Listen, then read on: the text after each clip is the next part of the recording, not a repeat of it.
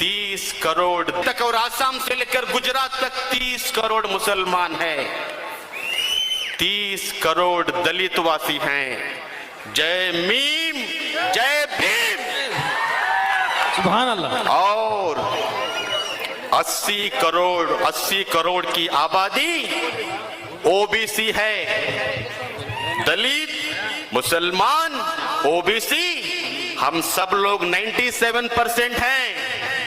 वो यहूदी, मैं उनको यहूदी इसलिए बोल रहा हूं, सरकार ने मुझे पाबंदी लगाया है। मैं किसके सामने इशारा कर रहा हूं? 2002 में 6000 मुसलमानों को कत्लेआम किया वो यहूदी।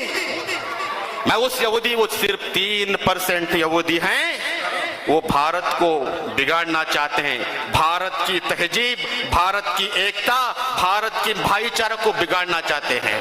महेश्वरानंद स्वामी जी की, महेश्वरानंद स्वामी जी की। आप मेरा साथ दीजिए, मेरा हौसला को बुलंद कर दीजिए, मेरी हिम्मत बढ़ाइए। जिंदगी की आखिरी सांस तक मैं आपके साथ में लड़ूंगा।